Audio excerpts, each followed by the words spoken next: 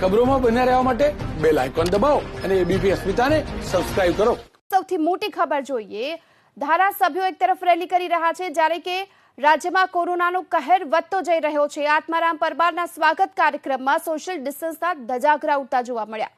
ગઢડાથી ચૂંટણી જીત્યા બાદ પરત ફરતા માંડવીના કરંજ ગામ ખાતે તેમનો સ્વાગત કાર્યક્રમ યોજાયો અને આ કાર્યક્રમમાં નિયમોના લીરે લીરા ઉડતા જોવા મળ્યા। ખુલ્લી જીપમાં સવાર થઈ આત્મારામ પરમાર અને કેબિનેટ મંત્રી ગણપત વસાવાએ રેલી કરી। જો કે આ રેલીમાં સોશિયલ ડિસ્ટન્સ ન જાળવવામાં આવ્યું। ભાજપના કાર્યકર્તાઓએ ફટાકડા ફોડી અને સ્વાગત કર્યું હતું। મોટાભાગે લોકો માસ્ક વગર પણ જોવા મળ્યા। ડીજે સાથે રેલીમાં જો કે લિમિટેડ લોકો હતા, પરંતુ સોશિયલ ડિસ્ટન્સ તો પણ ન જળવાયું। વધુ વિગતો મેળવીએ। સંવાદદાતા ઇન્દ્રમલ શાહ આપણી સાથે જોડાઈ ચૂક્યા છે। ઇન્દ્રમલ, આ પ્રકારના દ્રશ્યો કોરોનાને આમંત્રણ આપવા સમાન। હવે નેતાઓ છે ક્યારે શીખશે કે આ પ્રકારે રેલીમાં સોશિયલ ડિસ્ટન્સ જાળવાય? બિલકુલ જીતા, નેતાઓ માટે આ એક સામાન્ય વસ્તુ છે। આજની જે રેલી હતી, આત્મારામ પરમાર જે ગઢડાથી ધારાસભ્ય જીત્યા હતા, તે આજે પોતાના પોતાના વતન માંડવીના સમુસર ગામ ખાતે આવ્યા હતા અને ત્યાં આ રેલીનું આયોજન થયું હતું। કેબિનેટ મંત્રી ગણપત વસાવા પણ ત્યાં હતા।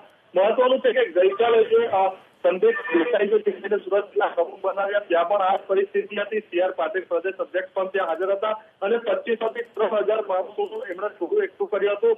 આજે પણ એ જ પરિસ્થિતિનું નિર્માણ થયું છે અને વારંવાર નેતાઓ આ જ પરિસ્થિતિનું નિર્માણ કરે છે। એક તરફ રાજ્ય સરકાર છે તે નવા નિયમો બહાર કાઢે છે। ગઈકાલે કર્ફ્યુની જાહેરાત કરી।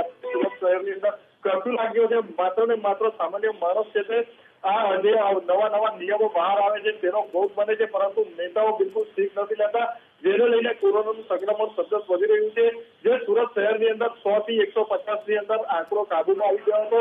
ગઈકાલે 205 કેસ નોંધાયા છે, પરંતુ આ નેતા લોકો કોઈ શીખ નથી લેતા અને આવા મોટા જે સભાઓ છે અને રેલીઓ છે તેનું આયોજન કરવાનું ચૂકતા નથી।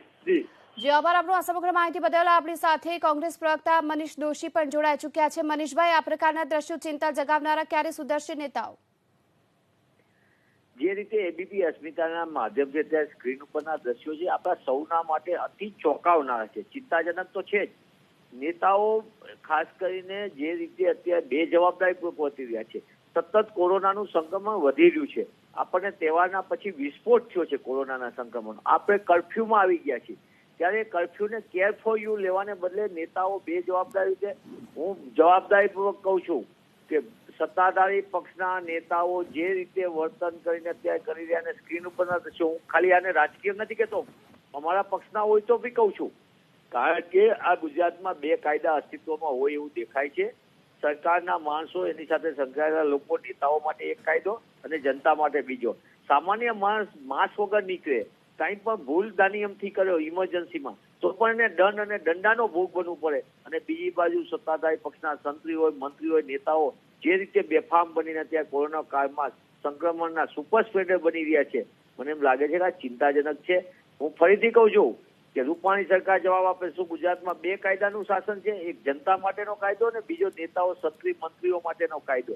આનો જવાબ પણ એમને ગુજરાતની જનતાને આપવો જોઈએ। રૂપાણી સરકારમાં થોડી પણ શરમ હોય ને સંવિધાનમાં માનતા હોય તો તેમને તાત્કાલિકપણે કોરોના કાળના સંક્રમણમાં સુપર સ્પ્રેડરની કામગીરી કરતા આવા નેતાઓ ઉપર કડકમાં કડક પગલાં ભરવા જોઈએ। જે આભાર આપનો અમારી સાથે વાતચીત કરવા બદલ। તો આત્મારામ પરમારના સ્વાગત કાર્યક્રમમાં આટલી ભીડ ઉમટી પડી અને જે સ્વાગત કાર્યક્રમ યોજાયો હતો અને આ દરમિયાન જે કાર્યકર્તાઓ છે તેઓ માસ્ક વગર જોવા મળ્યા।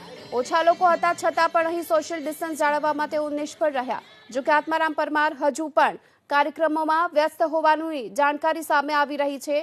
ડીજે સાથે રેલીમાં લિમિટેડ લોકો હતા, પરંતુ સોશિયલ ડિસ્ટન્સ છતાં પણ ન જાળવવામાં આવ્યું। ખુલ્લી જીપમાં સવાર થઈ આત્મારામ પરમાર અને કેબિનેટ મંત્રી ગણપત વસાવાએ રેલી કરી। એક તરફ જ્યારે રાજ્યમાં કોરોનાના સતત 1420 કેસ છેલ્લા 24 કલાકમાં જ નોંધાયા છે, અને બીજી તરફ આ પ્રકારના જે દ્રશ્યો છે તે હવે ચિંતાજનક છે, કારણ કે આ પ્રકારે સોશિયલ ડિસ્ટન્સ ન જાળવવું એ કોરોનાને આમંત્રણ આપવા સમાન છે અને હજુ પણ જો આ પ્રકારની બેદરકારી રાખી તો હજુ આંક વધી શકે તેમ છે।